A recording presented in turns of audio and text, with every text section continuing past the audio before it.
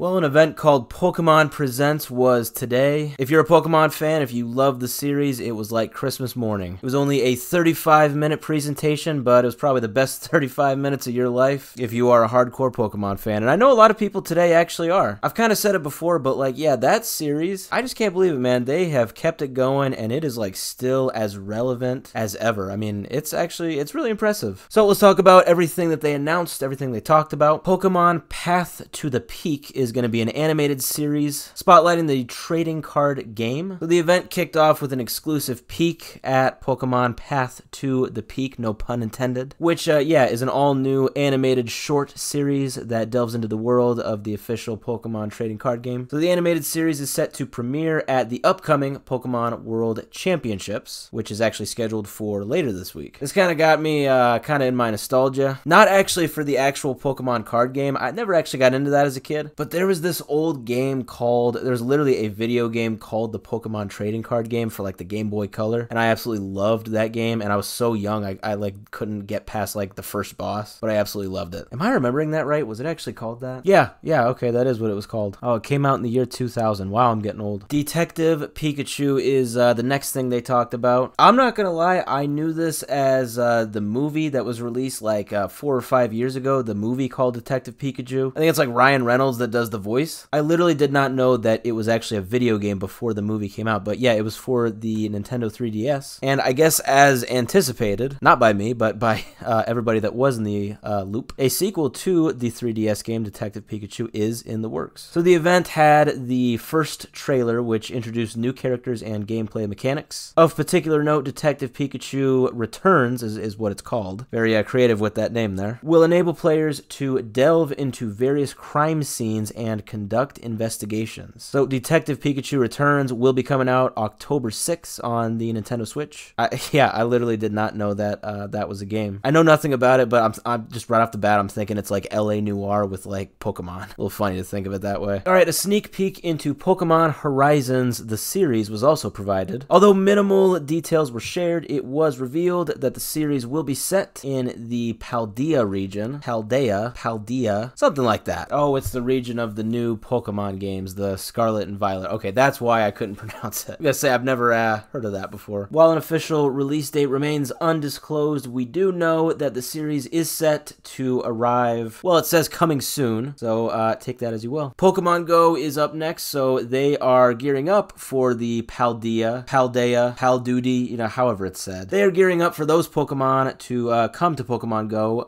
next month. So this is almost a year following the launch of Pokemon Scarlet and Violet. So these new additions, these new Paldea Pokemon are set to grace the game starting next month. Oh, and I was just talking about this. Okay, so I'm looking at what else they announced. They announced 2 games are coming to Nintendo Switch Online. One of them is Pokemon Stadium 2, which is a great game, and the other is the Pokemon Trading Card Game. That is actually the game I was talking about. That is actually really awesome. I did not know that they announced this. Yeah, anyone who has not actually played that game, everyone that's like younger than me and you didn't grow up with that game, I encourage you to play it, especially if you're a little bit older than what I was at the time. I was like 5. I didn't understand anything about the game. It was confusing to me, but yeah, great game, great soundtrack. It was awesome. So yeah, they are coming to Nintendo Switch Online, which is of course their subscription service. Oh, and they're actually available now. You don't even have to wait. So yeah, Nintendo Switch Online, anyone that's got it, you can play it. All right, Mew and Mewtwo are up next in the news. So they were announced to have officially